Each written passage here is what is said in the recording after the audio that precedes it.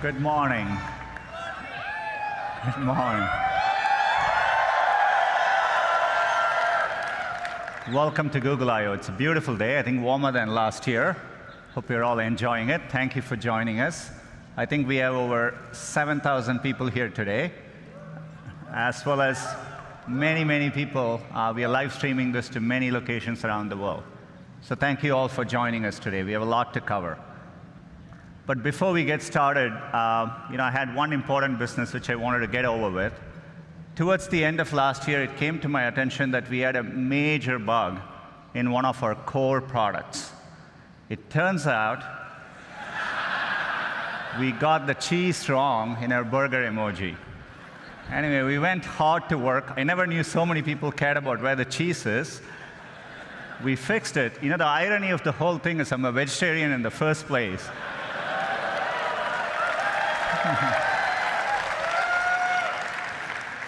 So we fixed it, but hopefully we got the cheese right. But as we were working on this came to my attention. I don't even want to tell you the explanation the team gave me as to why the foam is floating above the beer. But we restored the natural laws of physics.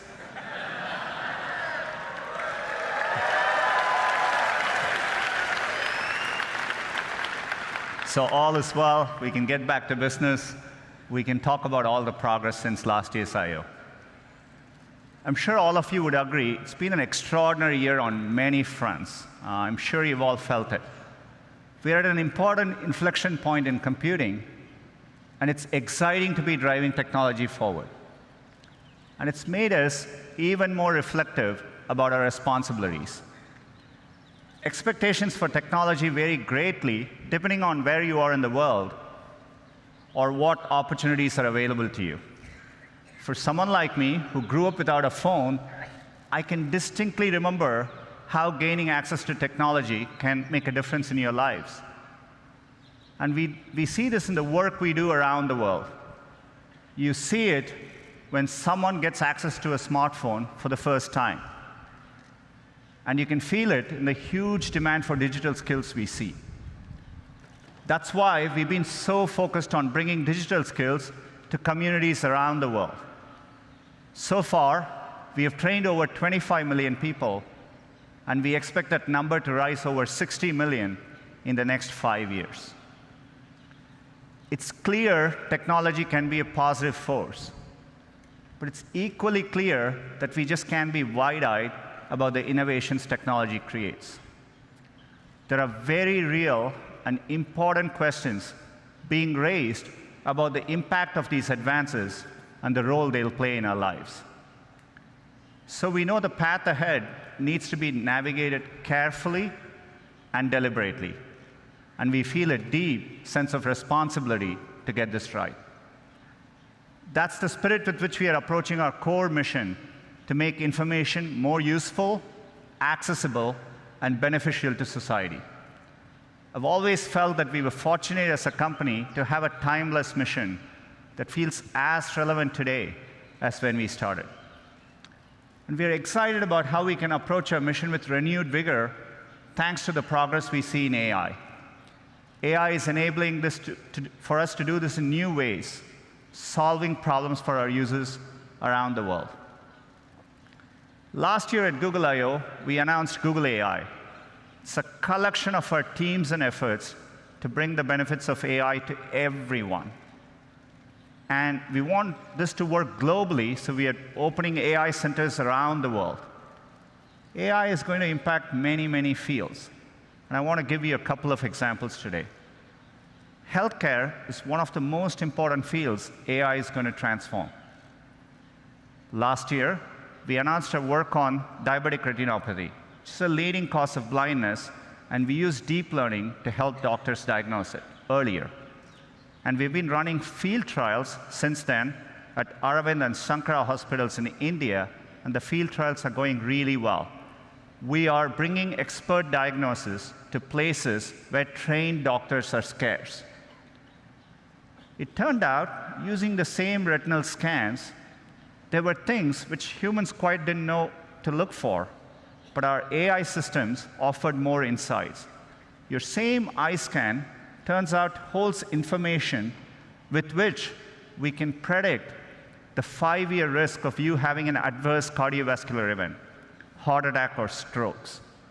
So to me, the interesting thing is that more than what doctors could find in these eye scans, the machine learning systems offered newer insights. This could be the basis for a new non-invasive way to detect cardiovascular risk. And we just published the research, and we are going to be working to bring this to field trials with our partners. Another area where AI can help is to actually help doctors predict medical events. Turns out doctors have a lot of difficult decisions to make, and for them, getting advance notice, say 24 to 48 hours before a patient is likely to get very sick, has a tremendous difference in the outcome. And so we've put our machine learning systems to work.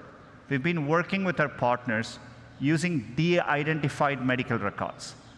And it turns out if you go and analyze over 100,000 data points per patient, more than any single doctor could analyze, we can actually quantitatively predict the chance of readmission 24 to 48 hours before, earlier than traditional methods. It gives doctors more time to act. We are publishing our paper on this later today, and we are looking forward to partnering with hospitals and medical institutions. Another area where AI can help is accessibility. We can make day-to-day use cases much easier for people. Let's take a common use case. You come back home in the night and you turn your TV on. It's not that uncommon to see two or more people passionately talking over each other. Imagine if you are hearing impaired and you're relying on closed captioning to understand what's going on. This is how it looks to you. On a Danny Ainge level, but he's above a Colangelo level. In other words, he understands enough to... As you can see, it's gibberish. You can't make sense of what's going on. So we have machine learning technology called Looking to Listen. It not only looks for audio cues, but combines it with visual cues to clearly disambiguate the two voices. Let's see how that can work, maybe in YouTube. Not on a Danny Ainge level, but he's above a Colangelo level. In other words, he understands enough to... You said it was all right to lose on purpose. You said it's all right to lose on purpose and advertise that to the fence. It's perfectly okay. You said it's okay. We have nothing else to talk about. We have a lot to talk about.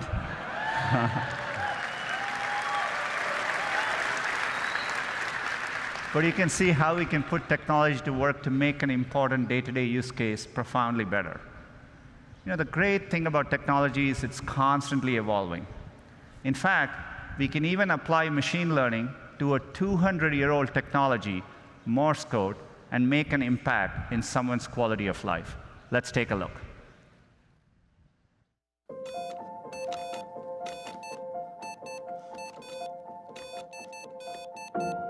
Hi, I am Tanya.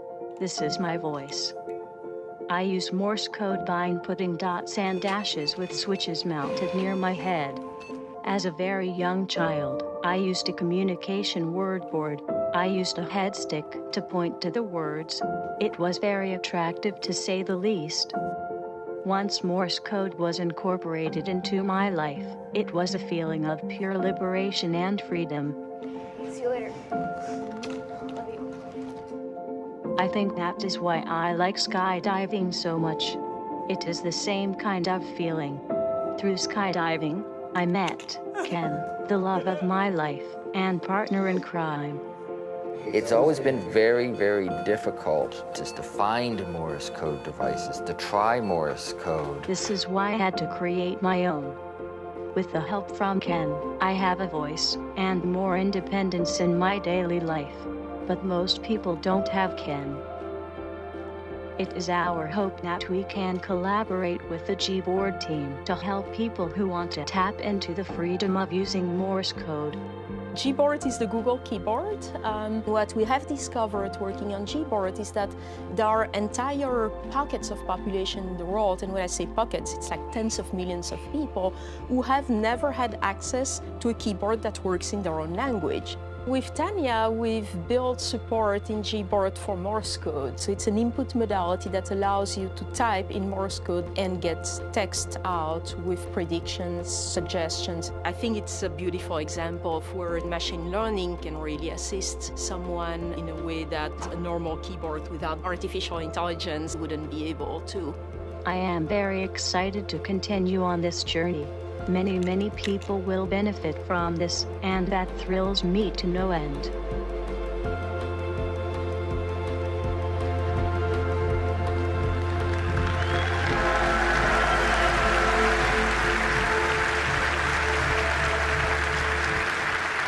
It's a very inspiring story.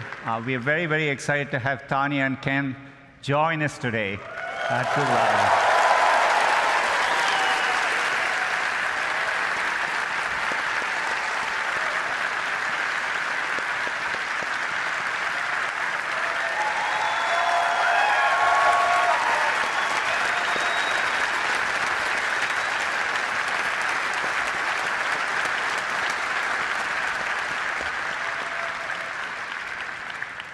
Tanya and Ken are actually developers. They really worked with our team to harness the power of actually predictive suggestions in Gboard in the context of Morse code. I'm really excited that Gboard with Morse code is available in beta later today. You know, it's great to reinvent products with AI. Gboard is actually a great example of it. Every single day, we offer users, and users choose over 8 billion auto corrections each and every day. Another example of one of our core products, which we are redesigning with AI, is Gmail. We just had a new, fresher look for Gmail, a recent redesign. Hope you're all enjoying using it. We are bringing another feature to Gmail. We call it Smart Compose. So as the name suggests, we use machine learning to start suggesting phrases for you as you type. All you need to do is to hit tab and keep auto-completing.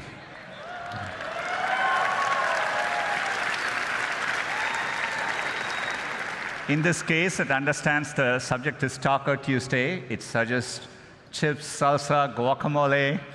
It takes care of mundane things like addresses so that you don't need to worry about it. You can actually focus on what you want to type. I've been loving using it. I've been sending a lot more emails to the company, not sure what the company thinks of it. But it's been great. We are rolling out Smart Compose to all our users this month and hope you enjoy using it as well.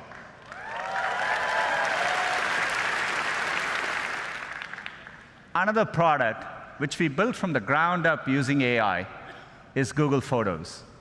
It works amazingly well and at scale.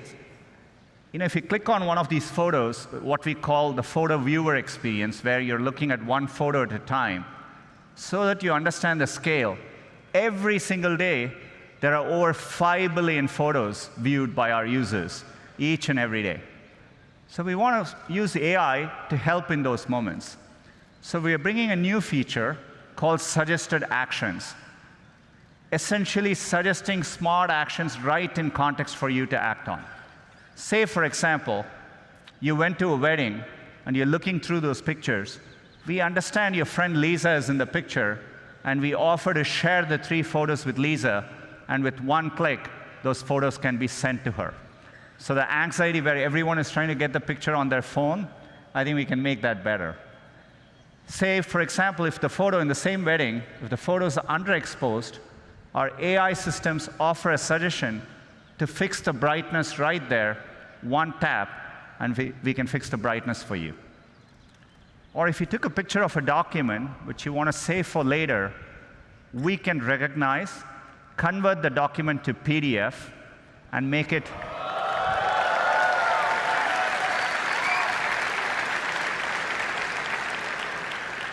much easier for you to use later. You know, we want to make all these simple cases delightful. By the way, AI can also deliver unexpected moments. So for example, if you have this cute picture of your kid, we can make it better. We can drop the background color, pop the color, and make the kid even cuter. Or if you happen to have a very special memory, something in black and white, maybe of your mother and grandmother, we can recreate that moment in color and make that moment even more real and special.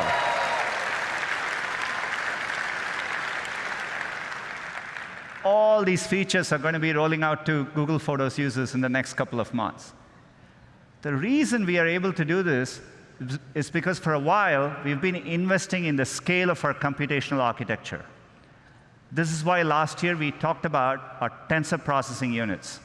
These are special purpose machine learning chips. These are driving all the product improvements you're seeing today. And we have made it available to our cloud customers. Since the last year, we've been hard at work, and today I'm excited to announce our next generation TPU 3.0. These chips are so powerful that for the first time, we've had to introduce liquid cooling in our data centers. And we put these chips in the form of giant pods. Each of these pods is now 8x more powerful than last year. It's well over 100 petaflops. And this is what allows us to develop better models, larger models, more accurate models, and helps us tackle even bigger problems. And one of the biggest problems we are tackling with AI is the Google Assistant. Our vision for the perfect assistant is that it's naturally conversational, it's there when you need it, so that you can get things done in the real world. And we are working to make it even better. We want the assistant to be something that's natural and comfortable to talk to. And to do that, we need to start with the foundation of the Google Assistant, the voice. Today, that's how most users interact with the assistant. Our current voice is codenamed Holly. She was a real person. She spent months in our studio, and then we stitched those recordings together to create voice. But 18 months ago, we announced a breakthrough from our DeepMind team called WaveNet. Unlike the current systems, WaveNet actually models the underlying raw audio to create a more natural voice. It's closer to how humans speak. The pitch, the pace, even all the pauses that convey meaning. We want to get all of that right. So we've worked hard with WaveNet, and we are adding, as of today, 6 new voices to the Google Assistant. Let's have them say hello. Good morning, everyone. I'm your Google Assistant. Welcome to Shoreline Amphitheater. We hope you'll enjoy Google I/O. Back to you, Sundar.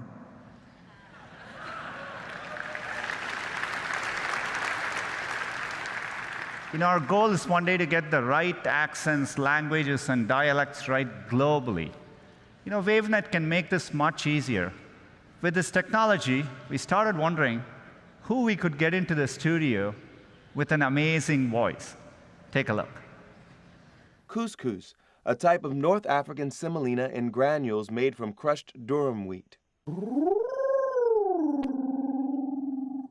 I want a puppy with sweet eyes and a fluffy tail who likes my haikus. Don't we all?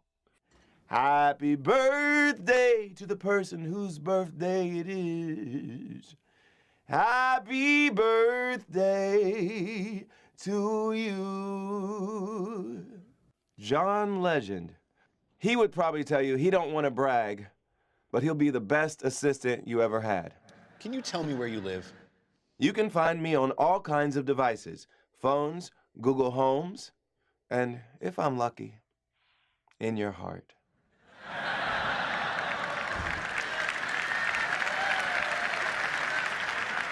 That's right. John Legend's voice is coming to the assistant. Clearly, he didn't spend all the time in the studio answering every possible question that you could ask. But WaveNet allowed us to shorten the studio time, and the model can actually capture the richness of his voice. His voice will be coming later this year in certain contexts so that you can get responses like this. Good morning, Sundar. Right now in Mountain View, it's 65 with clear skies. Today, it's predicted to be 75 degrees and sunny. At 10 a.m., you have an event called Google I/O Keynote. Then, at 1 p.m., you have margaritas. Have a wonderful day. I'm looking forward to 1 p.m. So John's voice is coming later this year. I'm really excited we can drive advances like this with AI. we are doing a lot more with the Google Assistant. And to talk to you a little bit more about it, let me invite Scott onto the stage. Hey Google, call Maddie. Okay, dialing now. Hey Google, book a table for 4. Sounds good. Hey Google, call my brother. Hey Google, call my brother. Text Carol. Can you text Carol for me too? Hey Google, who just texted me? Yo, Google. Kevin, that was great, but we haven't made Yo Google work yet, so you have to say hey. Hey Google. Hey Google. Play some Sia. Hey Google, play the next episode. Play The Crown on Netflix. All Channing Tatum movies. Okay. Yo, Google. That was great. Can we just get one where you say, hey Google? Hey Google, find my phone. Finding now. Whoa. Hey Google. Hey Google. Hey Google! Yo, Google, lock the front door. Okay, let's just go with Yo Google then. I'm sure the engineers would love to update everything. Yo. Hi, what can I do for you?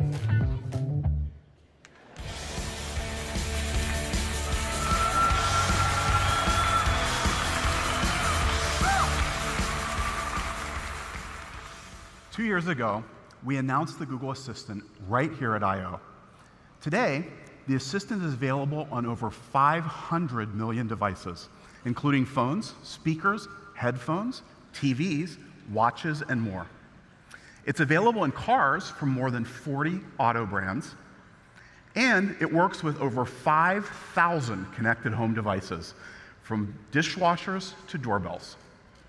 And people around the world are using it every single day. For example, we launched the Assistant in India last year, and the response has been incredible. Daily usage there has tripled since the beginning of the year. Now, by the end of this year, the Assistant will support 30 languages and be available in 80 countries.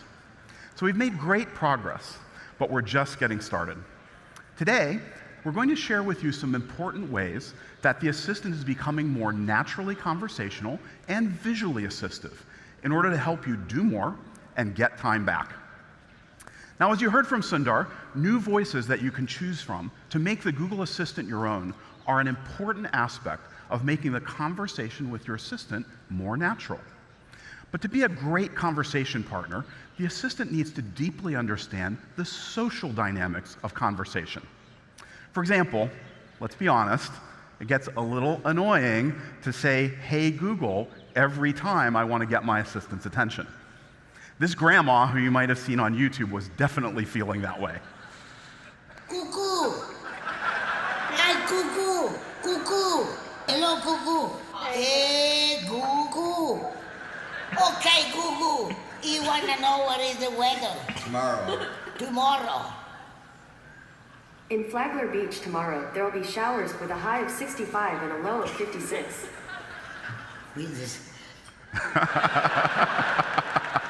Well, the assistant eventually worked for her, but it shouldn't be so hard. Now you won't have to say, hey Google, every time. Check this out. Hey Google, did the Warriors win? Yes, the Warriors won 118-92 last Sunday against the Pelicans. Nice. When's their next game? The Warriors' next game is today at 7:30 p.m., where they will be playing the Pelicans. Great. It's going to be fun to watch tonight. Hey, remind me to find my Kevin Durant jersey when I get home. Sure, I'll remind you when you get home. Now notice that I was able to have a natural back and forth conversation with my assistant without having to repeat hey Google for every follow-up request. Even more helpful, my assistant could understand when I was talking to it versus when I was talking to all of you. We call this continued conversation, and it's been a top feature request. You'll be able to turn it on in the coming weeks. Yeah. All right. So let's say it's almost game time. Hey Google, turn on the Warriors game and start the popcorn maker. Sure, here's the Golden State Warriors game on YouTube TV and turning the popcorn maker on. Oh, and can you dim the lights in the family room and in the kitchen? Sure, dimming the lights in the family room and in the kitchen. Now you'll notice that in both of these examples, I asked for multiple things at once. Something that feels really natural for us, but it's very difficult for computers to understand. It's something we call multiple actions, and we're rolling out this capability in the Assistant now. Now you might think, come on, it's easy. Just look for the and. But it's not always so straightforward. In this example, even though it has the word and, it's not two requests. It's actually just one. But here, even though it looks very similar, the assistant has to break it apart to form the two requests. In linguistics, it's called coordination reduction. Now, multiple actions can get way more complicated. So just for fun, hey Google, who was the governor of California when Kevin Durant was drafted, and what team drafted him? Arnold Schwarzenegger was the governor in 2007. Kevin Durant was drafted by the Seattle Supersonics. All right, just in case you were wondering. All right, so next, we've also been working on improving the conversation with the Google Assistant for families. Last fall, we launched our family experience for the Google Assistant. It provides family-friendly games, activities, and stories. We've continued to grow our library, and families have listened to over 130,000 hours of children's stories in the last 2 months alone. Now, as we continue to improve the experience for families, a concern that we've heard from many parents, including people on the team who have children, is, are kids learning to be bossy and demanding when they can just say, hey Google, to ask for anything they need? It's not a simple area, but one step that we've been working on is something we call Pretty Please. Some of the parents on the team have been testing it out with their families. Take a look. Hey Google, talk to VoiceTron. Daddy, you forgot to say please. Okay, Google, please tell me a story. Thanks for saying please. Play, freeze, dance, please. What a nice way to ask me. Tell me a story, please. Thanks for asking so nicely. Once upon a time, there was a wacky walrus. Please help me with my homework. Please. Please. You're very polite. I know. So the assistant understands and responds to positive conversation with polite reinforcement. Now, we've been consulting with families and child development experts, and we plan to offer Pretty Please as an option for families later this year. So, with new voices for your assistant, continued conversation, multiple actions, and Pretty Please, AI is helping us make big strides so everyone can have a more natural conversation with their assistant. And now I'd like to introduce Lillian, who's going to share some exciting things that we're doing, bringing voice and visual assistants together.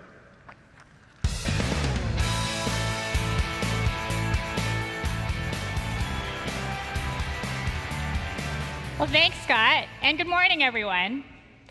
Over the last couple of years, the Assistant has been focused on the verbal conversation that you can have with Google. Today, we're going to unveil a new visual canvas for the Google Assistant across screens.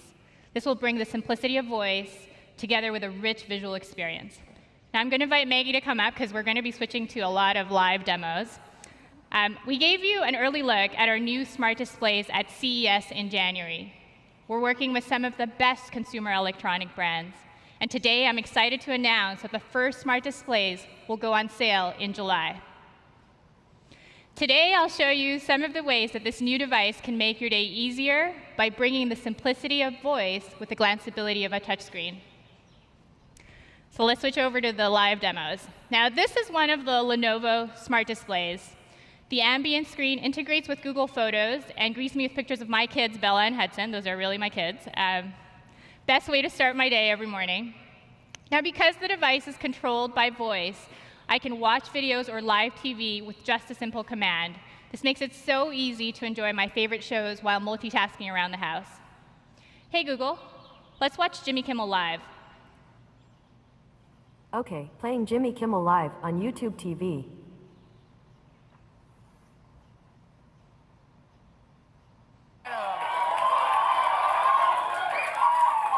I had a funny thing happen. Here's something from my life. I was driving my daughter to school this morning.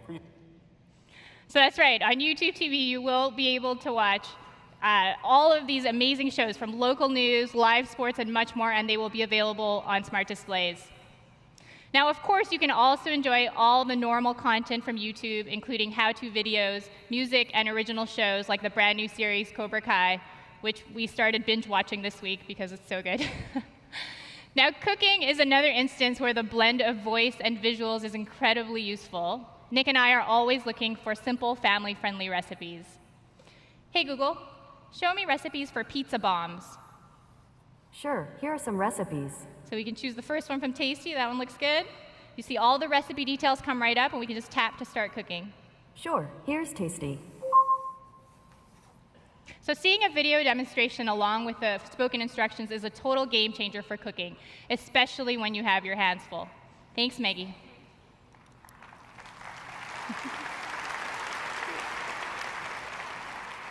So we showed you a couple of ways that smart displays can make life at home easier, but there are so many more. From staying in touch with family with broadcast and dual video calling, to keeping an eye on your home with all of our other smart home partners, to seeing in advance what the morning commute's like with Google Maps. We're thoughtfully integrating the best of Google and working with developers and partners all around the world to bring voice and visuals together in a completely new way for the home. Now, inspired by the smart display experiences, we've also been working to reimagine the assistant experience on the screen that's with us all the time, our mobile phones. So I'm going to give you a sneak peek into how the assistant on the phone is becoming more immersive, interactive, and proactive. So we're going to switch to another live demo. Hey, Google, tell me about Camila Cabello. According to Wikipedia, Carla Camila Cabello Estrabao is an American singer and songwriter. So as you can see, we're taking full advantage of the screen to give you a rich and immersive response. Here's another. Turn down the heat. Sure, cooling the living room down. And for smart home requests, what you can see here is we're bringing the controls right into your fingertips. And here's one of my favorites. Hey, Google, order my usual from Starbucks. Hello, welcome back to Starbucks. That's one tall, non-fat latte with caramel drizzle. Anything else? So no thanks. And are you picking that up at the usual place? So I'm going to tap yes. Okay, your order's in. See you soon. Yeah. So we're excited to share that we've been working with Starbucks, Dunkin' Donuts, DoorDash, Domino's, and many other partners on a new food pickup and delivery experience for the Google Assistant. We have already started rolling some of these out, with many more partners coming soon. Now, rich and interactive responses to my requests are really helpful, but my ideal assistant should also be able to help in a proactive way. So when I'm in the assistant now and swipe up, I now get a visual snapshot of my day. I see helpful suggestions based on the time, my location, and even my recent interactions with the assistant. I also have my reminders, packages, and even notes and lists organized and accessible right here. I love the convenience of having all these details helpfully curated and so easy to get to. Now, this new visual experience for the phone is thoughtfully designed with AI at the core. It will launch on Android this summer and iOS later this year.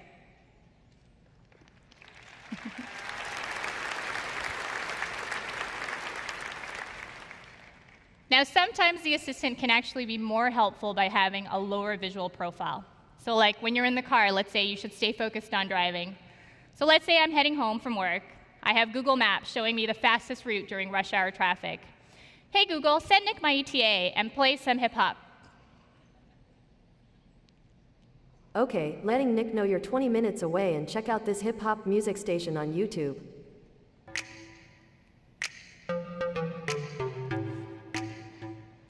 So it's so convenient to share my ETA with my husband with just a simple voice command. I'm excited to share that the assistant will come to navigation in Google Maps this summer.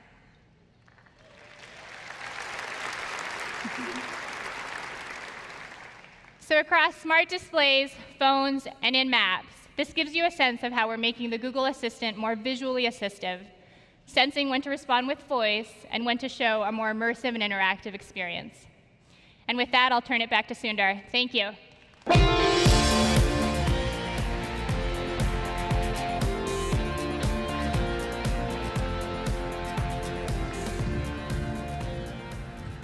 Thanks, Lillian. It's great to see the progress with the assistant.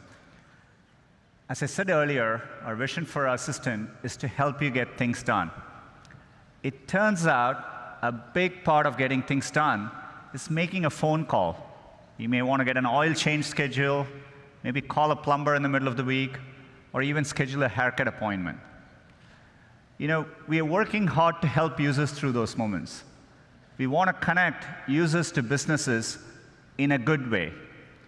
Businesses actually rely a lot on this, but even in the US, 60% of small businesses don't have an online booking system set up. We think AI can help with this problem. So let's go back to this example. Let's say you want to ask Google to make you a haircut appointment on Tuesday between 10 and noon. What happens is the Google Assistant makes the call seamlessly in the background for you. So what you're going to hear is the Google Assistant actually calling a real salon to schedule the appointment for you. Let's listen.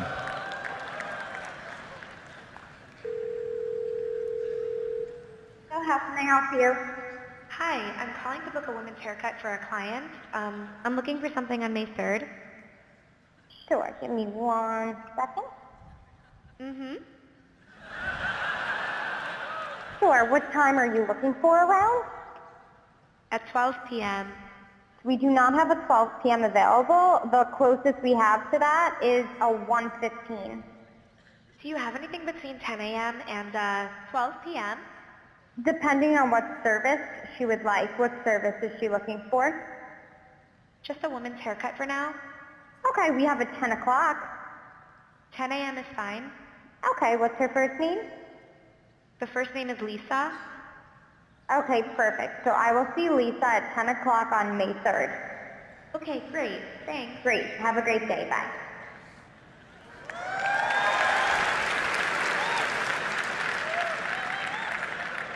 That was a real call you just heard.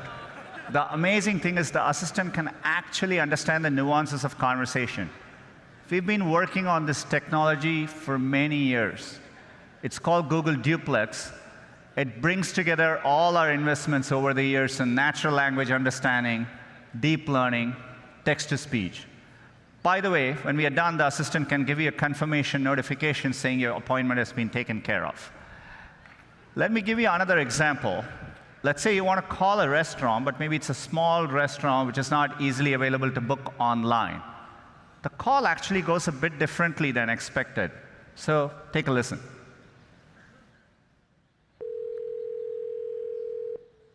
See how may I help you? Hi, I'd like to reserve a table for Wednesday the 7th. For 7 people?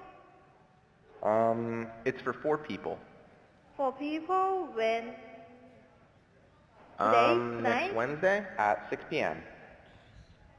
Oh, actually we reserve for like after like 5 people. For 4 people you can come. How long is the wait usually to be seated? For when, tomorrow or weekday or? For next Wednesday, the 7th. Oh no, it's not too busy. You can come for 4 people, okay? Oh, I gotcha. Thanks. Bye bye.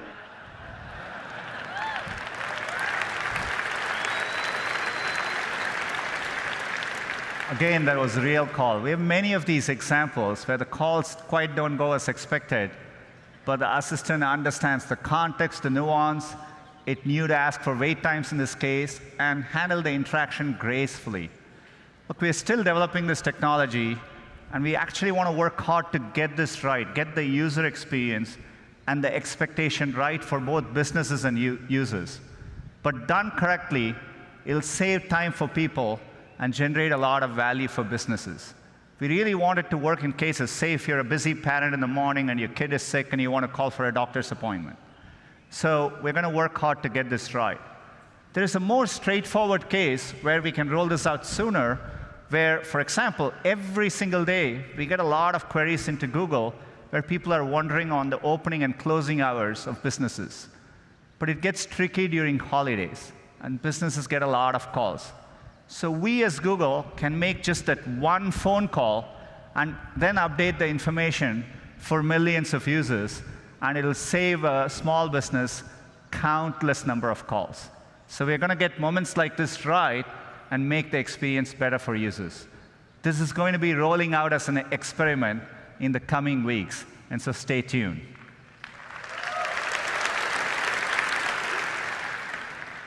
A common theme across all this is we are working hard to give users back time. We've always been obsessed about that at Google. Search is obsessed about getting users to answers quickly and giving them what they want. Which brings me to another area, digital well-being. Based on our research, we know that people feel tethered to their devices. I'm sure it resonates with all of you. There is increasing social pressure to respond to anything you get right away. People are anxious to stay up to date with all the information out there. They have FOMO, fear of missing out. We think there's a chance for us to do better. We've been talking to people, and some people introduced to us the concept of JOMO, the actual joy of missing out. So we think we can really help users with digital well-being. This is going to be a deep, ongoing effort across all our products and platforms, and we'll need all your help. We think we can help users with their digital well-being in 4 ways. We want to help you understand your habits, focus on what matters, switch off when you need to, and above all, find balance with your family. So let me give a couple of examples. You're going to hear about this from Android a bit later in their upcoming release, but one of my favorite features is Dashboard. In Android, we're actually going to give you full visibility into how you're spending your time. The apps where you're spending your time, the number of times you unlocked your phone on a given day, the number of notifications you got, and we're going to really help you deal with this better. Apps can also help. YouTube is going to take the lead, and if you choose to do so, it'll actually remind you to take a break. So for example, if you've been watching YouTube for a while, maybe it'll show up and say, hey, it's time to take a break. YouTube is also going to work to combine, if users want to, combine all their notifications in the form of a daily digest, so that if you have 4 notifications, it comes to you once during the day. YouTube is going to roll out all these features this week.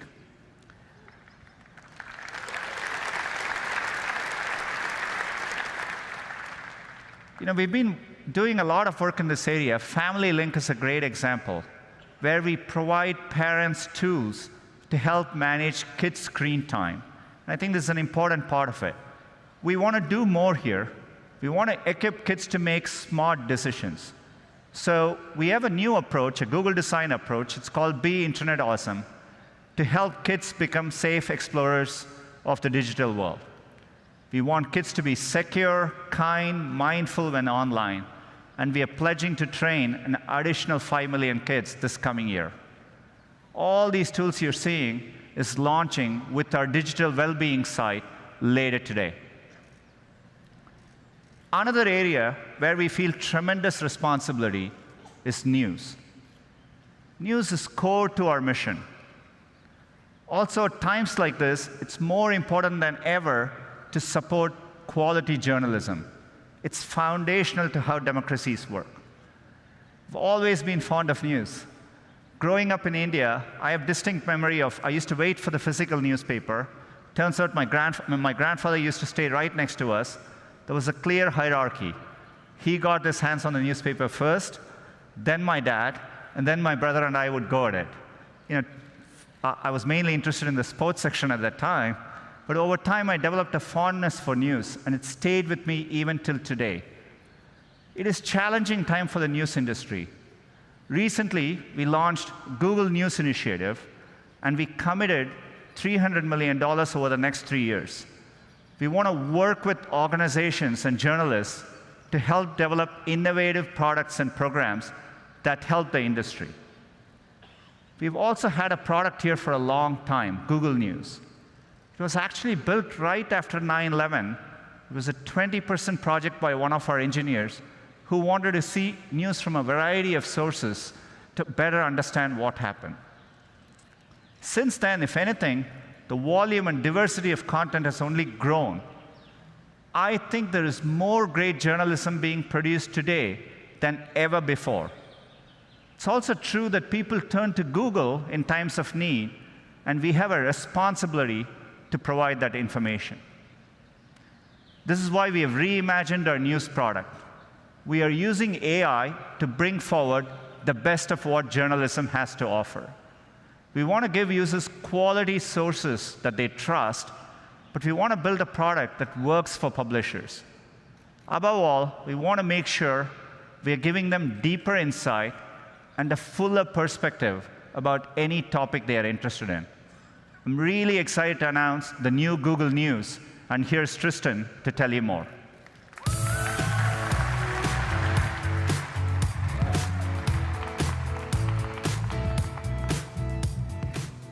Thank you, Sundar. With the new Google News, we set out to help you do 3 things. First, keep up with the news you care about. Second, understand the full story. And finally, enjoy and support the sources you love. After all, without news publishers and the quality journalism they produce, we'd have nothing to show you here today. So let's start with how making it easier for you to keep up with the news you care about. As soon as I open Google News, right at the top, I get a briefing with the top 5 stories I need to know right now. As I move past my briefing, there are more stories selected just for me. Our AI constantly reads the fire hose of the web for you, the millions of articles, videos, podcasts, and comments being published every minute and assembles the key things you need to know. Google News also pulls in local voices and news about events in my area. It's this kind of information that makes me feel connected to my community. This article from the Chronicle makes me wonder how long it would take to ride across this new Bay Bridge. What's cool is I didn't have to tell the app that I follow politics, love to bike, or want information about the Bay Area. It works right out of the box. And because we've applied techniques like reinforcement learning throughout the app, the more I use it, the better it gets. And at any point, I can jump in and say whether I want to see less or more of a given publisher or topic.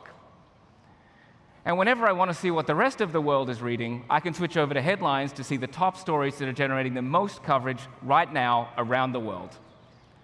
So let's keep going. You can see there are lots of big, gorgeous images that make this app super engaging and a truly great video experience. Let's take a look.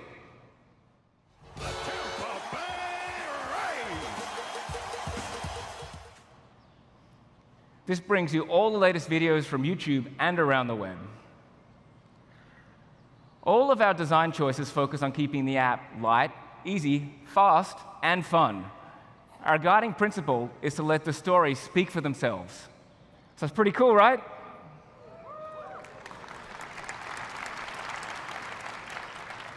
What we're seeing here throughout the app is the new Google Material theme. The entire app is built using Material Design, our adaptable, unified design system that's been uniquely tailored by Google. Later today, you'll hear more about this and how you can use Material themes in your products. We're also excited to introduce a new visual format we call newscasts. You are not going to see these in any other news app. Newscasts are kind of like a preview of the story, and they make it easier for you to get a feel for what's going on. Check out this one on the Star Wars movie. Here we're using the latest developments in natural language understanding to bring together everything, from the Solo movie trailer to news articles to quotes, and from the cast and more in a fresh presentation that looks absolutely great on your phone.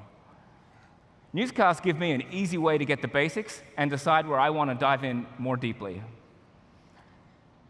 And sometimes I even discover things I never would have found out otherwise. For the stories I care about most, or the ones that are really complex, I want to be able to jump in and see many different perspectives. So let's talk about our second goal for Google News, understanding the full story. Today, it takes a lot of work to broaden your point of view and understand a news story in depth. With Google News, we set out to make that effortless. Full coverage is an invitation to learn more. It gives a complete picture of a story in terms of how it's being reported from a variety of sources and in a variety of formats. We assemble full coverage using a technique we call temporal colocality. This technique enables us to map relationships between entities and understand the people, places, and things in a story right as it evolves. We apply this to the deluge of information published to the web at any given moment and then organize it around storylines, all in real time.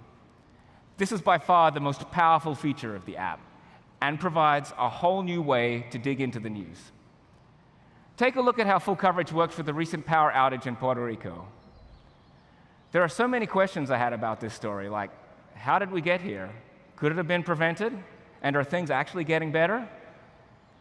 We built full coverage to help make sense of it all in one place. We start out with the set of top headlines that tell me what happened, and then start to organize around the key story aspects using our real-time event understanding. For news events that have played out like this one over weeks and months, you can understand the origin of developments by looking at our timeline of the key moments. And while the recovery has begun, we can clearly see there's still a long way to go. There are also certain questions we're all asking about a story, and we pull those out so you don't have to hunt for the answers. We know context and perspective come from many places, so we show you tweets from relevant voices and opinions, analysis, and fact checks to help you understand the story that one level deeper. In each case, our AI is highlighting why this is an important piece of information and what unique value it brings. Now, when I use full coverage, I find that I can build a huge amount of knowledge on the topics I care about. It's a true 360-degree view that goes well beyond what I get from just scanning a few headlines. On top of this, our research shows that having a productive conversation or debate requires everyone to have access to the same information, which is why everyone sees the same content in full coverage for a topic. It's an unfiltered view of events from a range of trusted news sources.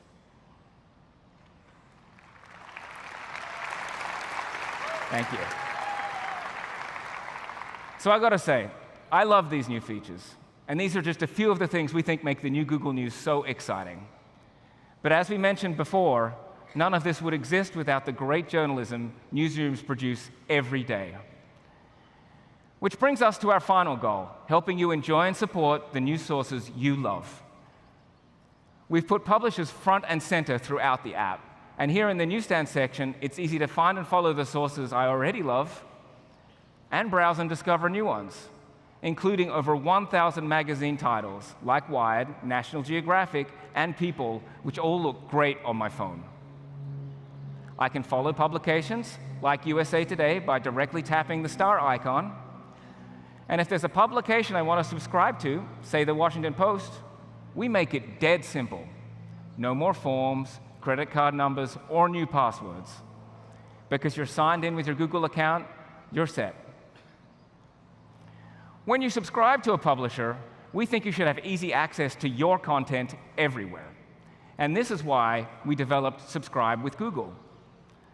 Subscribe with Google enables you to use your Google account to access your paid content everywhere, across all platforms and devices, on Google Search, Google News, and publishers' own sites.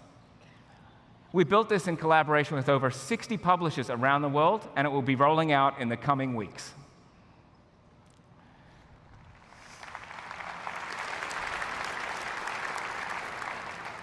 Thank you. And this is one of the many steps we're taking to make it easier to access dependable, high-quality information when and where it matters most. So that's the new Google News.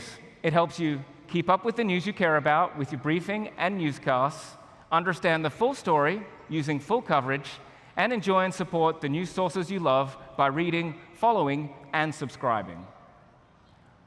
And now for the best news of all. We're rolling out on Android, iOS, and the web in 127 countries starting today. I think so too. Pretty cool. It will be available to everyone next week. At Google, we know that getting accurate and timely information into people's hands and building and supporting high-quality journalism is more important than it ever has been right now. And we are totally committed to doing our part.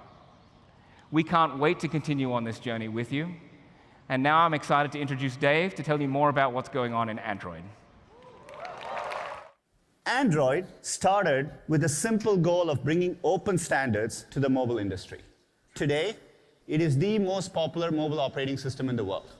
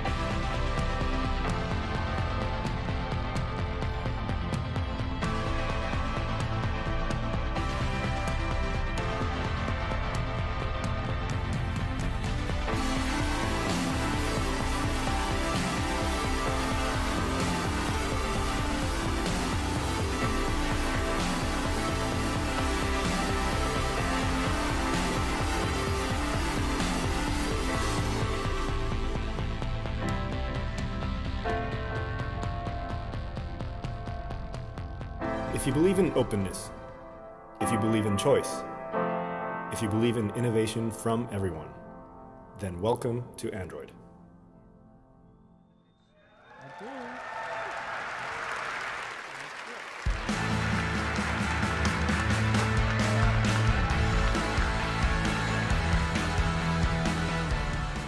Hi, everyone. It's great to be here at Google I/O 2018. I think that was 10 years ago when we launched the first Android phone, the T-Mobile G1. It was with a simple but bold idea, to build a mobile platform that was free and open to everyone. And today, that idea is thriving. Our partners have launched tens of thousands of smartphones used by billions of people all around the world. And through this journey, we've seen Android become more than just a smartphone operating system, powering new categories of computing, including wearables, TV, auto, AR/VR, IoT. And the growth of Android over the last 10 years has helped fuel the shift in computing from desktop to mobile. And as Sundar mentioned, the world is now on the precipice of another shift. AI is going to profoundly change industries like healthcare and transport, and is already starting to change ours. And this brings me to the new version of Android we're working on, Android P. Android P is an important first step towards this vision of AI at the core of the operating system. In fact, AI underpins the first of 3 themes in this release, which are intelligence, simplicity, and digital well-being. So starting with intelligence, we believe smartphones should be smarter. They should learn from you, and they should adapt to you. Technologies such as on-device machine learning can learn your usage patterns and automatically anticipate your next action, saving you time. And because it runs on-device, the data is kept private to your phone. So let's take a look at some examples of how we're applying these technologies to Android to build a smarter operating system. In pretty much every survey of smartphone users, you'll see battery life as the top concern. And I don't know about you, but this is my version of Maslow's hierarchy of needs. And we've all been there. You know, your battery's been OK, but then you have one of those outlier days where it's draining faster than normal, leaving you to run to the charger. With Android P, we partnered with DeepMind to work on a new feature we call adaptive battery. It's designed to give you a more consistent battery experience. Adaptive battery uses on-device machine learning to figure out which apps you'll use in the next few hours and which you won't use until later, if at all, today. And then with this understanding, the operating system adapts to your usage patterns so that it spends battery only on the apps and services that you care about. And the results are really promising. We're seeing a 30% reduction in CPU wake-ups for apps in general. And this combined with other performance improvements, including running background processes on the small CPU cores, is resulting in an increase in battery for many users. It's pretty cool. Another example of how the OS is adapting to the user is auto brightness. Now, most modern smartphones will automatically adjust the brightness given the current lighting conditions. But it's a one-size-fits-all. They don't take into account your personal preferences and environment. So often what happens is you then need to manually adjust the brightness slider, resulting in the screen later becoming too bright or too dim. With Android P, we're introducing a new on-device machine learning feature we call adaptive brightness. Adaptive brightness learns how you like to set the brightness slider, given the ambient lighting, and then does it for you in a power-efficient way. So you'll literally see the brightness slider move as the phone adapts to your preferences. And it's extremely effective. In fact, we're seeing almost half of our test users now make fewer manual brightness adjustments compared to any previous version of Android. We're also making the UI more intelligent. Last year, we introduced the concept of predicted apps, a feature that places the next apps the OS anticipates you need on the path you'd normally follow to launch that app. And it's very effective, with an almost 60% prediction rate. With Android P, we're going beyond simply predicting the next app to launch to predicting the next action you want to take. We call this feature App Actions. So let's take a look at how it works. At the top of the launcher, you can see two actions. One to call my sister Fiona, and another to start a workout on Strava for my evening run. So what's happening here is that the actions are being predicted based on my usage patterns. The phone is adapting to me and trying to help me get to my next task more quickly. As another example, if I connect my headphones, Android will surface an action to resume the album I was listening to. To support app actions, developers just need to add an actions.xml file to their app. And then actions surface not just in the launcher, but in Smart Text Selection, the Play Store, Google Search, and the Assistant. Take Google Search. We're experimenting with different ways to surface actions for apps you've installed and use a lot. For example, I'm a big Fandango user, so when I search for the new Avengers movie, Infinity War, I get, in addition to regular suggestions, I get an action to the Fandango app to buy tickets. Pretty cool. Actions are a simple but powerful idea for providing deep links into the app given your context. But even more powerful is bringing part of the app UI to the user right there and then. We call this feature Slices. Slices are a new API for developers to define interactive snippets of their app UI that can be surfaced in different places in the OS. In Android P, we're laying the groundwork by showing slices first in search. So let's take a look. Let's say I'm out and about, and I need to get a ride to work. If I type Lyft into the Google Search app, I now see a slice from the Lyft app installed on my phone. Lyft is using the Slice API's rich array of UI templates to render a slice of their app in the context of search. And then Lyft is able to give me the price for my trip to work, and the slice is interactive, so I can order the ride directly from it. Pretty nice. The Slice templates are versatile, so developers can offer everything from playing a video to, say, checking into a hotel. As another example, if I search for Hawaii, I'll see a slice from Google Photos with my vacation pictures. And we're working with some amazing partners on app actions and slices. And we'll be opening an early access program to developers more broadly next month. So we're excited to see how actions, and in particular slices, will enable a dynamic two-way experience where the app's UI can intelligently show up in context. So that's some of the ways that we're making Android more intelligent, by teaching the operating system to adapt to the user. Machine learning is a powerful tool, but it can also be intimidating and costly for developers to learn and apply. And we want to make these tools accessible and easy to use to those who have little or no expertise in machine learning. So today, I'm really excited to announce ML Kit, a new set of APIs available through Firebase.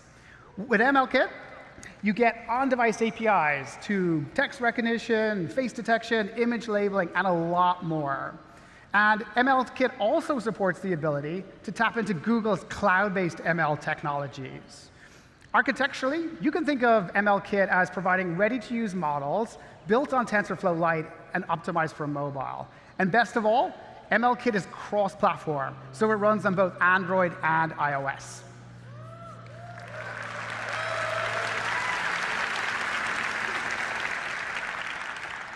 We're working with an early set of partners on MLKit and with some really great results.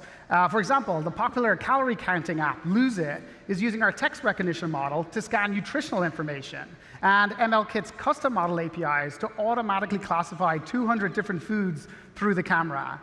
You'll hear more about MLKit at the developer keynote later today. So we're excited about making your smartphone more intelligent, but it's also important to us that the technology fades to the back.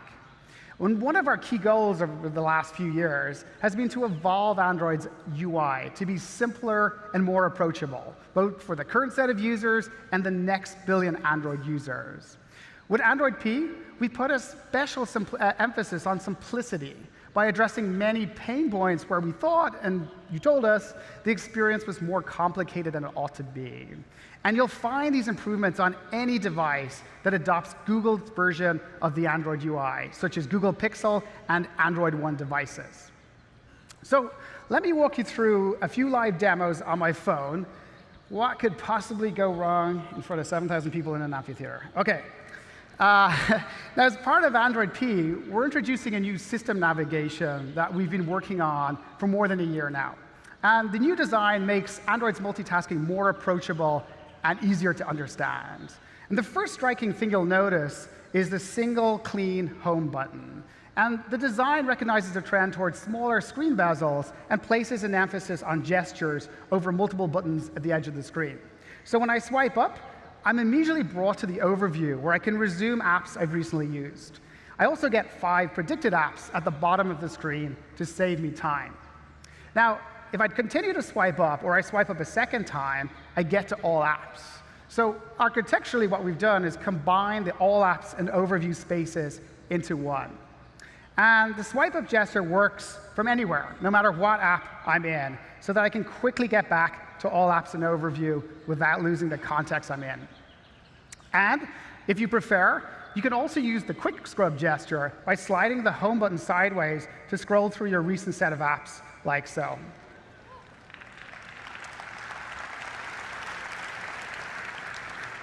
Now, one of the nice things about the larger horizontal overview is that the app content is now glanceable, so you can easily refer back to information in a previous app. Even more is we've extended smart text selection to work in overview. So for example, if I tap anywhere on the phrase "The Killers," all of the phrase will be selected for me, and then I get an action to listen to it on Spotify, like so. And we've extended smart text selection's neural network to recognize more entities like sports teams and music artists and flight codes and more. I've been using this new navigation system for the last month, and I absolutely love it. It's a much faster, more powerful way to multitask on the go. So changing how navigation works, it's a pretty big deal. But sometimes small changes can make a big difference, too. So take volume control. And we've all been there. You try to turn down the volume before a video starts, but instead you turn down the ringer volume, and then the video blasts everyone around you. So how are we fixing it? Well, you can see the new simplified volume controls here. They're vertical and located beside the hardware buttons, so they're intuitive.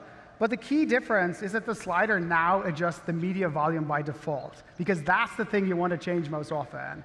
And for the ringer volume, all you really care about is on, silent, and off, like so. OK. We've also greatly simplified rotation. And if you're like me and hate your device rotating at the wrong time, you'll love this feature. So right now, I'm in the locked rotation mode. And let me launch an app. And you'll notice that when I rotate the device, a new rotation button appears on the nav bar. And then I can just tap on it and rotate under my own control. It's pretty cool.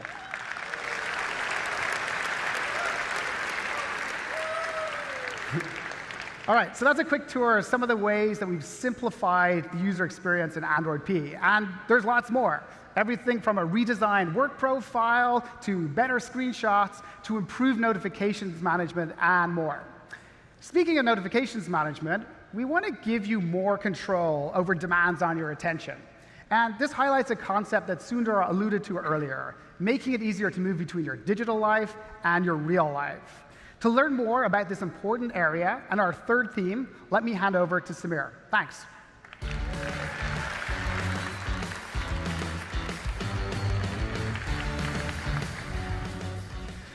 Hi, everyone. On a recent family vacation, my partner asked if she could see my phone right after we got to our hotel room. She took it from me, walked over to the hotel safe, locked it inside, and turned and looked me right in the eye and said, "You get this back in 7 days when we leave." Whoa. I was shocked. I was kind of angry. But after a few hours, something pretty cool happened. Without all the distractions from my phone, I was actually able to disconnect, be fully present, and I ended up having a wonderful family vacation. But it's not just me. Our team has heard so many stories from people who are trying to find the right balance with technology. As you heard from Sundar, helping people with their digital well-being is more important to us than ever. People tell us a lot of the time they spend on their phone is really useful, but some of it they wish they'd spent on other things. In fact, we found over 70% of people want more help striking this balance. So we've been working hard to add key capabilities right into Android to help people find the balance with technology that they're looking for. One of the first things we focused on was helping you understand your habits. Android P will show you a dashboard of how you're spending time on your device. As you saw earlier, you can see how much time you spent in apps, how many times you've unlocked your device today, and how many notifications you've received. And you can drill down on any of these things. For example, here's my Gmail data from Saturday. And when I saw this, it did make me wonder whether I should have been on my email all weekend, but that's kind of the point of the dashboard. Now, when you're engaging is one part of understanding, but what you're engaging with in apps is equally important. It's like watching TV. Catching up on your favorite shows at the end of a long day can feel pretty good, but watching an infomercial might leave you wondering why you didn't do something else instead. Many developers call this concept meaningful engagement, and we've been working closely with many of our developer partners who share the goal of helping people use technology in healthy ways. So in Android P, developers can link to more detailed breakdowns of how you're spending time in their app from this new dashboard. For example, YouTube will be adding a deep link where you can see total watch time across mobile and desktop and access many of the helpful tools that Sundar shared earlier. Now, understanding is a good start, but Android P also gives you controls to help you manage how and when you spend time on your phone. Maybe you have an app that you love, but you're spending more time in it than you realized. Android P lets you set time limits on apps and will nudge you when you're close to your limit that it's time to do something else. And for the rest of the day, that app icon is grayed out to remind you of your goal. People have also told us they struggle to be fully present for the dinner that they're at or the meeting that they're attending because the notifications they get on their device can be distracting and too tempting to resist. And come on, we've all been there. So we're making improvements to Do Not Disturb mode, to silence not just the phone calls and texts, but also the visual interruptions that pop up on your screen. To make Do Not Disturb even easier to use, we've created a new gesture that we've affectionately codenamed Shush. If you turn your phone over on the table, it automatically enters Do Not Disturb, so you can focus on being present. No pings, vibrations, or other distractions.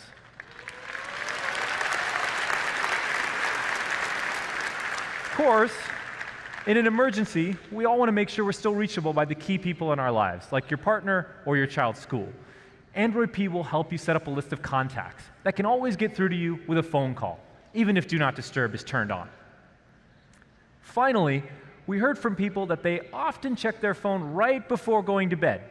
And before you know it, an hour or two has slipped by. And honestly, this happens to me at least once a week. Getting a good night's sleep is critical, and technology should help you with this, not prevent it from happening.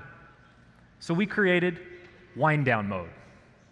You can tell the Google Assistant what time you aim to go to bed, and when that time arrives, it will switch on Do Not Disturb and fade the screen to grayscale, which is far less stimulating for the brain and can help you set the phone down.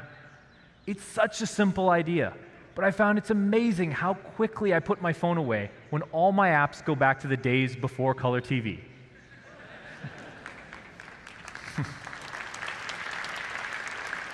Don't worry, all the colors return in the morning when you wake up.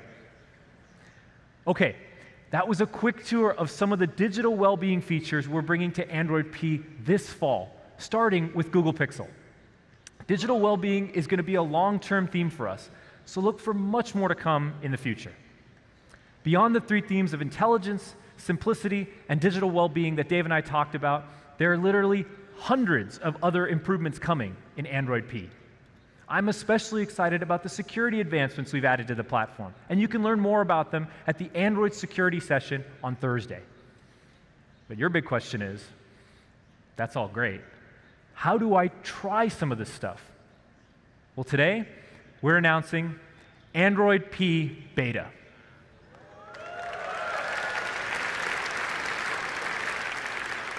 And with efforts in Android Oreo to make OS upgrades easier, Android P Beta is available on Google Pixel and 7 more manufacturer flagship devices today. You can head over to this link to find out how to receive the beta on your device, and please do let us know what you think. Okay, that's a wrap on what's new in Android, and now I'd like to introduce Jen to talk about Maps. Thank you.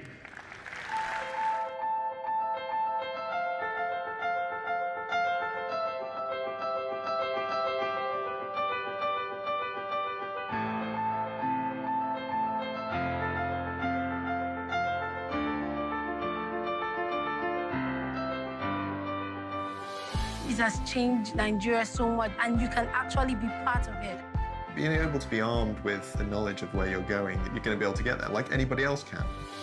2 consecutive earthquakes hit Mexico City, and Google Maps held a response to emergency crises like this.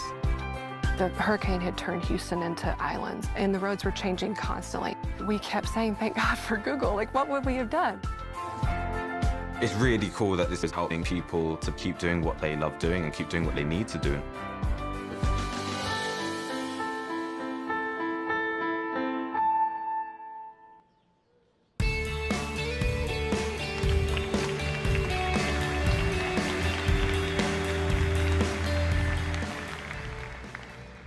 Building technology to help people in the real world every day has been core to who we are and what we focused on at Google from the very start. Recent advancements in AI and computer vision have allowed us to dramatically improve long-standing products like Google Maps, and have also made possible brand new products like Google Lens. Let's start with Google Maps. Maps was built to assist everyone, wherever they are in the world. We've mapped over 220 countries and territories and put hundreds of millions of businesses and places on the map. And in doing so, we've given more than 1 billion people the ability to travel the world with the confidence that they won't get lost along the way. But we're far from done.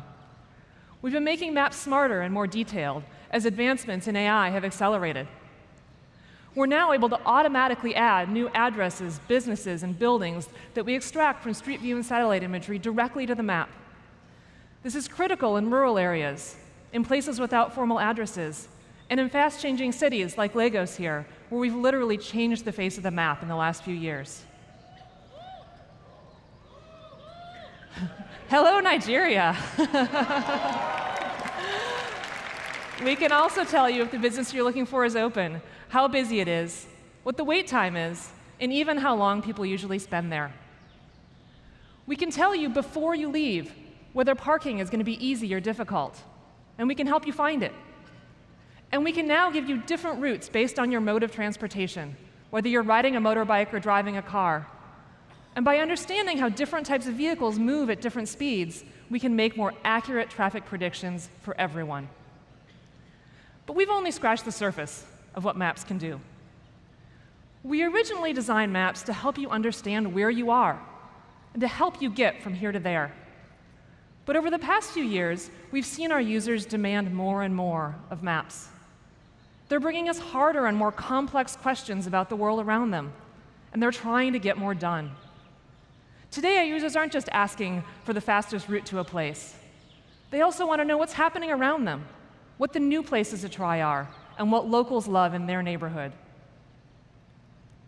The world is filled with amazing experiences, like cheering for your favorite team at a sports bar, or a night out with friends or family at a cozy neighborhood bistro. We want to make it easy for you to explore and experience more of what the world has to offer. We've been working hard on an updated version of Google Maps that keeps you in the know on what's new and trending in the areas you care about and helps you find the best place for you based on your context and interests. Let me give you a few examples of what this is going to look like with some help from Sophia. First, we're adding a new tab to Maps called For You. It's designed to tell you what you need to know about the neighborhoods you care about, new places that are opening, what's trending now, and personal recommendations.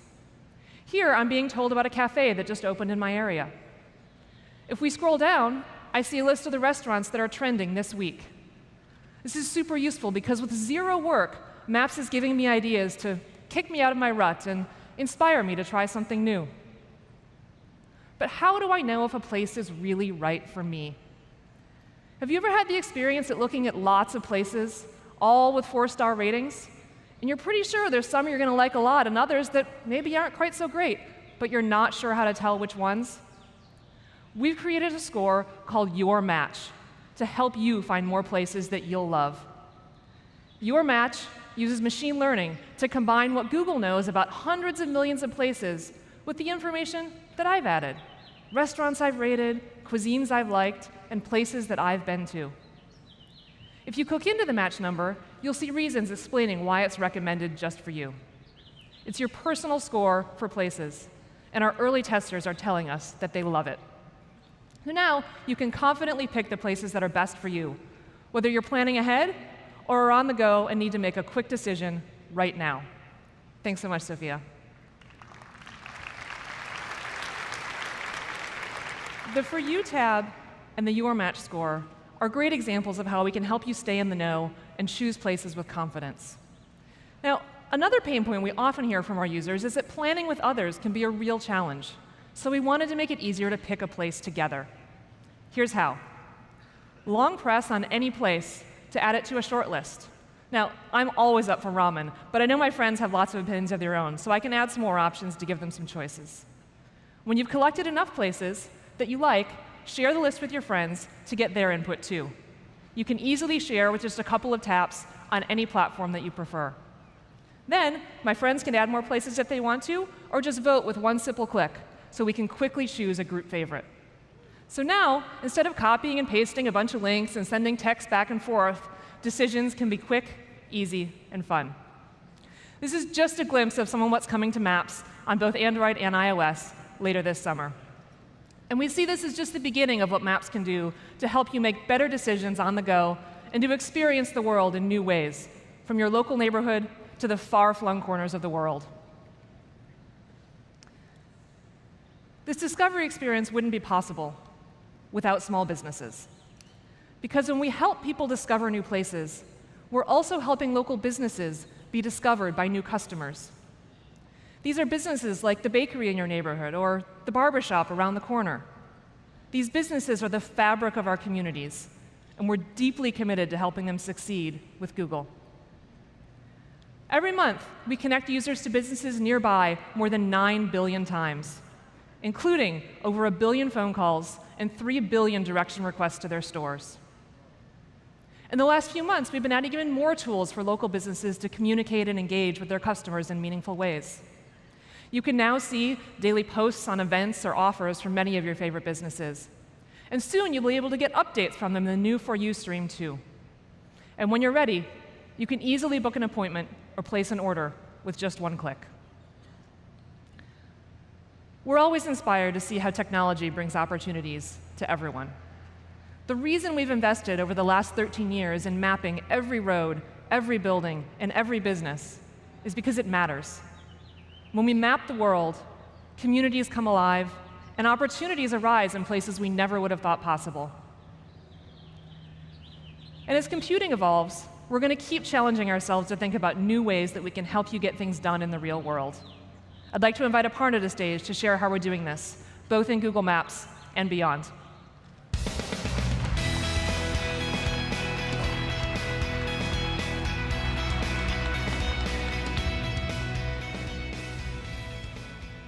The cameras in our smartphones, they connect us to the world around us in a very immediate way. They help us save a moment, capture memories, and communicate. But with advances in AI and computer vision that you heard Sundar talk about, we said, what if the cameras can do more? What if the cameras can help us answer questions? Questions like, where am I going? Or what's that in front of me? Let me paint a familiar picture. You exit the subway. You're already running late for an appointment or a tech company conference. That happens. And then your phone says, head south on Market Street. So what do? One problem, you have no idea which way is south. So you look down at the phone, you're looking at that blue dot on the map, and you're starting to walk to see if it's moving in the same direction. If it's not, you're turning around. We've all been there. So we asked ourselves, well, what if the camera can help us here? Our teams have been working really hard to combine the power of the camera, the computer vision, with Street View and maps to reimagine walking navigation. So here's how it could look like in Google Maps. Let's take a look. You open the camera.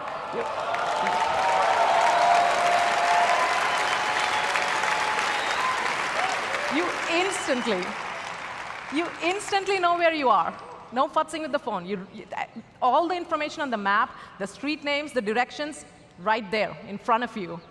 Notice that you also see the map, so that way you stay oriented. You can start to see nearby places, so you see what's around you. And just for fun, our team's been playing with an idea of adding a helpful guide like that there, so that it can show you the way. Oh, there she goes. Pretty cool. Now, enabling these kinds of experiences, though, GPS alone doesn't cut it.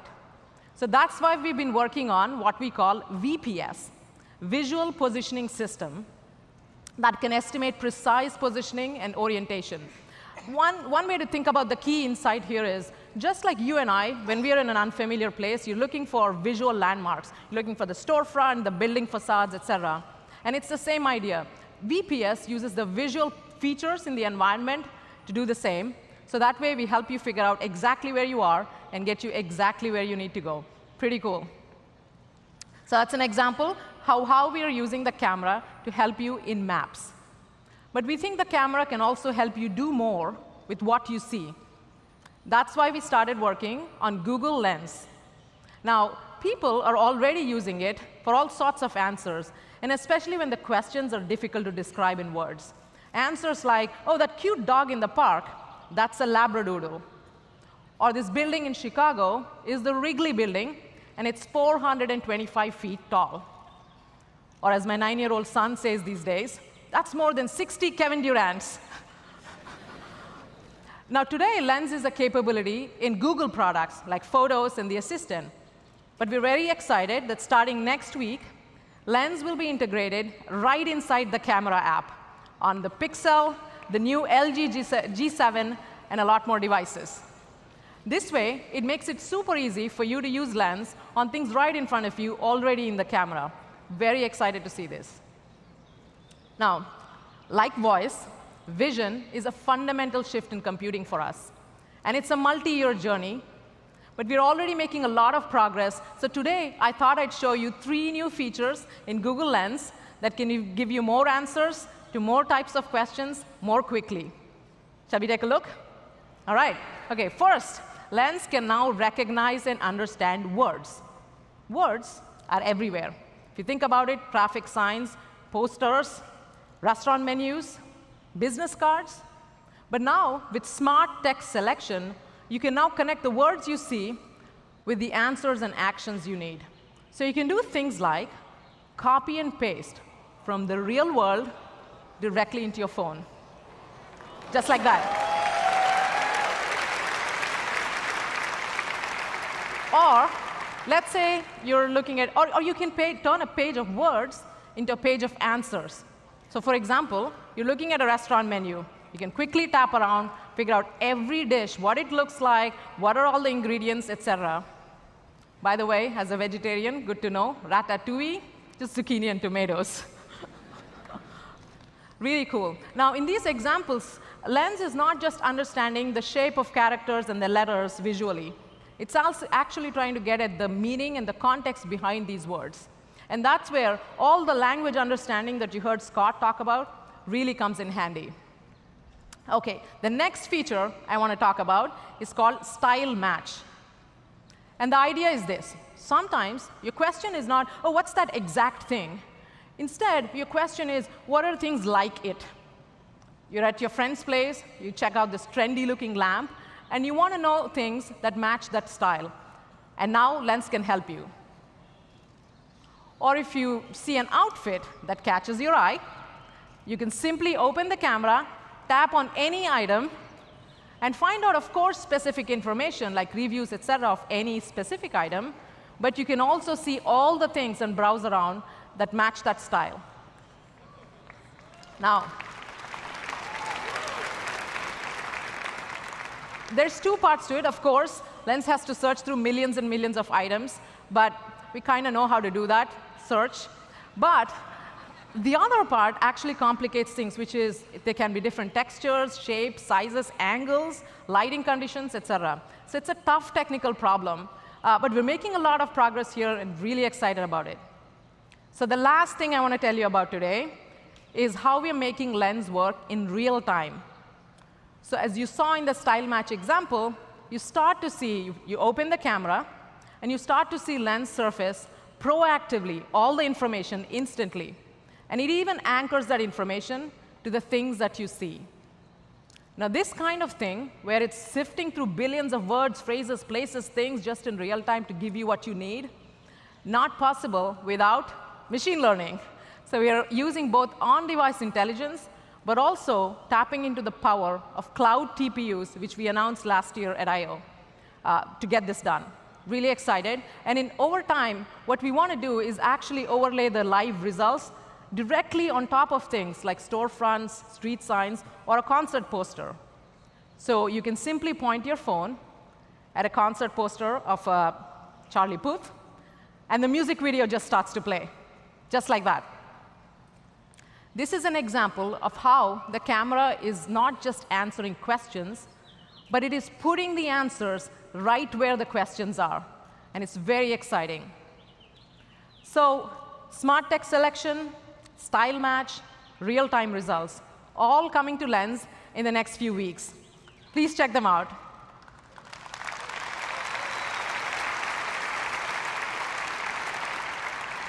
So those are some examples of how Google is applying AI in camera to get things done in the world around you. When it comes to applying AI, mapping, and computer vision to solving problems in the real world, well, it doesn't get more real than self-driving cars. So to tell you all about it, please join me in welcoming the CEO of Waymo, John Krafchick. Thank you.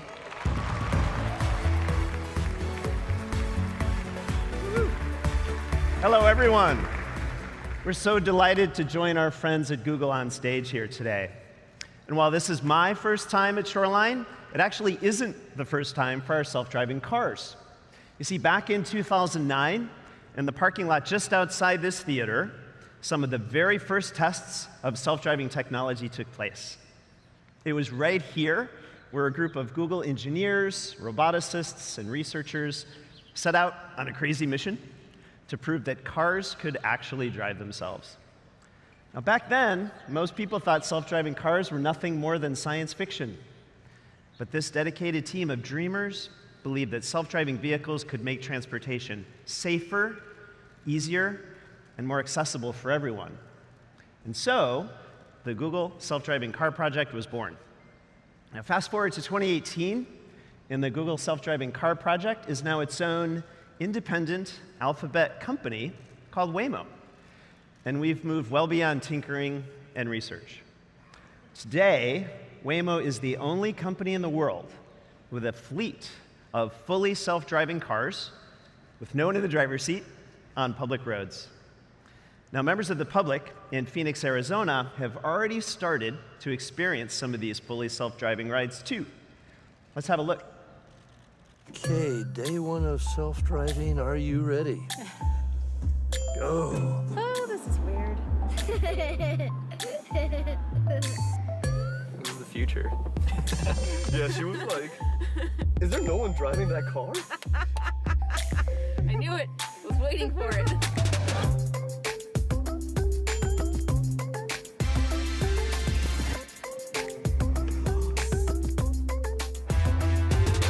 You'd certainly never know that if there wasn't someone driving this car.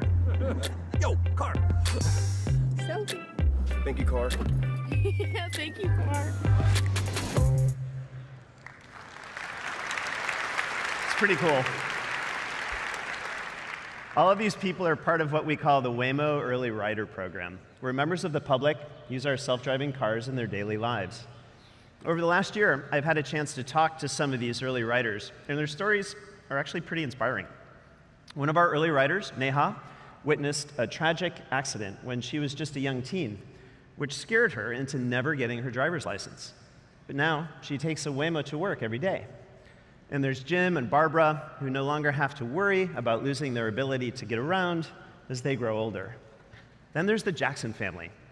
Waymo helps them all navigate their jam-packed schedules, taking Kyla and Joseph to and from school, practices, and meetups with friends. So it's not about science fiction. When we talk about building self-driving technology, these are the people we're building it for. In 2018, self-driving cars are already transforming the way they live and move. So Phoenix will be the first stop for Waymo's driverless transportation service, which is launching later this year. Soon, everyone will be able to call Waymo using our app, and a fully self-driving car will pull up with no one in the driver's seat to whisk them away to their destination. And that's just the beginning. Because at Waymo, we're not just building a better car. We're building a better driver. And that driver can be used in all kinds of applications. Ride-hailing, logistics, personal cars, connecting people to public transportation. And we see our technology as an enabler for all of these different industries. And we intend to partner with lots of different companies to make this self-driving future a reality for everyone. Now, we can enable this future because of the breakthroughs and investments we've made in AI. Now, back in those early days, Google was perhaps the only company in the world investing in both AI and self-driving technology at the same time. So when Google started making major advances in machine learning, with speech recognition, computer vision, image search, and more, Waymo was in a unique position to benefit. For example, back in 2013, we were looking for breakthrough technology to help us with pedestrian detection. Luckily for us, Google was already deploying a new technique called deep learning, a type of machine learning that allows you to create neural networks with multiple layers to solve more complex problems. So, our self-driving engineers teamed up with researchers from the Google Brain team. And within a matter of months, we reduced the error rate for detecting pedestrians by 100x. That's right, not 100%, but 100 times. And today,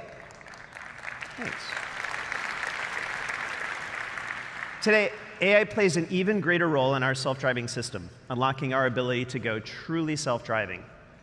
Now, to tell you more about how machine learning makes Waymo the safe and skilled driver that you see on the road today, I'd like to introduce you to Dimitri.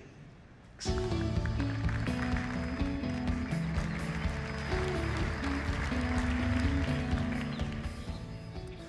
Good morning, everyone.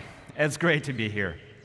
Now, at Waymo, AI touches every part of our system, from perception to prediction to decision-making to mapping and so much more.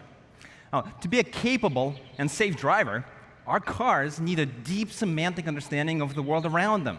Our vehicles need to understand and classify objects, interpret their movements, reason about intent, and predict what they will do in the future. They need to understand how each object interacts with everything else. And finally, our cars need to use all of that information to act in a safe and predictable manner. So needless to say, there's a lot that goes into building a self-driving car. And today, I want to tell you about two areas where AI has made a huge impact: perception and prediction. So first, perception. Detecting and classifying objects is a key part of driving. And pedestrians in particular pose a unique challenge because they come in all kinds of shapes, postures, and sizes. So for example, here's a construction worker picking out of a manhole with most of his body obscured. Here's a pedestrian crossing the street, concealed by a plank of wood. And here, we have pedestrians who are dressed in inflatable dinosaur costumes. And now, we haven't taught our cars about the Jurassic period, but can still classify them correctly. We can detect and classify these pedestrians because we apply deep nets to a combination of sensor data. Traditionally, in computer vision, neural networks are used just on camera images and video. But our cars have a lot more than just cameras. We also have lasers to measure distance and shapes of objects, and radars to measure their speed. And by applying machine learning to this combination of sensor data, we can accurately detect pedestrians in all forms in real time.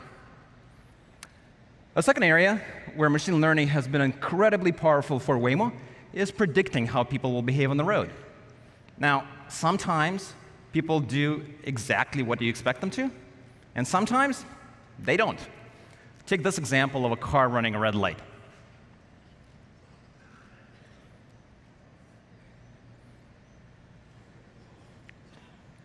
Unfortunately, we see this kind of thing more than we'd like. But let me break this down from the car's point of view. Our car is about to proceed straight through an intersection. We have a clear green light, and cross-traffic is stopped with a red light. But just as we enter the intersection, all the way in the right corner, we see a vehicle coming fast. Our models understand that this is unusual behavior for a vehicle that should be decelerating. We predict the car will run the red light. So we preemptively slow down, which you can see here with this red fence. And this gives the red light runner room to pass in front of us while it barely avoids hitting another vehicle. Now, we can detect this kind of anomaly because we've trained our ML models using lots of examples. Today, our fleet has self-driven more than 6 million miles on public roads, which means we've seen hundreds of millions of real-world interactions. To put that in perspective, we drive more miles each day than the average American drives in a year. Now, it takes more than good algorithms to build a self-driving car.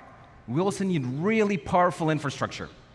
And at Waymo, we use the TensorFlow ecosystem and Google's data centers, including TPUs, to train our neural networks. And with TPUs, we can now train our nets up to 15 times more efficiently. We also use this powerful infrastructure to validate our models in simulation. And in this virtual world, we're driving the equivalent of 25,000 cars all day, every day. All told, we've driven more than 5 billion miles in simulation. And with this kind of scale, both in training and validation of our models, we can quickly and efficiently teach our cars new skills. And one skill we started to tackle is self-driving in difficult weather, such as snow, as you see here. And today, for the first time, I want to show you a behind-the-scenes look at what it's like for our cars to self-drive in snow. This is what our car sees before we apply any filtering. Driving in a snowstorm can be tough because snowflakes can create a lot of noise for our sensors. But when we apply machine learning to this data, this is what our car sees. We can clearly identify each of these vehicles, even through all of the sensor noise. And the quicker we can unlock these types of advanced capabilities, the quicker we can bring our self-driving cars to more cities around the world, and to a city near you. And we can't wait to make our self-driving cars available to more people, moving us closer to a future where roads are safer, easier, and more accessible for everyone. Thanks, everyone.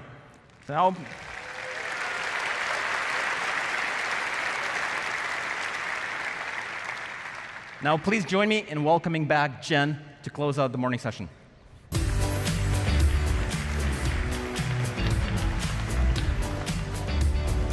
Thanks, Dimitri. It's a great reminder of how AI can play a role in helping people in new ways all the time. I started at Google as an engineering intern almost 19 years ago. And what struck me from almost the very first day I walked in the door was the commitment to push the boundaries on what was possible with technology, combined with a deep focus on building products that had a real impact on people's lives. And as the years have passed, I've seen time and again how technology can play a really transformative role, from the earliest days of things like search and maps to new experiences like the Google Assistant. As I look at the Google of today, I see those same early values alive and well. We continue to work hard, together with all of you, to build products for everyone, and products that matter. We constantly aspire to raise the bar for ourselves even higher, and to contribute to the world and to society in a responsible way. Now, we know that to truly build for everyone, we need lots of perspectives in the mix. And so that's why we broadened I/O this year to include an even wider range of voices. We've invited additional speakers over the next 3 days to talk to you all about the broader role that technology can play in everything from promoting digital well-being to empowering NGOs to achieve their missions. Along with, of course, the hundreds of technical talks that you've come to expect from us at I/O and that we hope you can enjoy and learn from as well. Welcome to I/O 2018. Please enjoy, and I hope you all find some inspiration in the next few days to keep building good things for everyone. Thank you.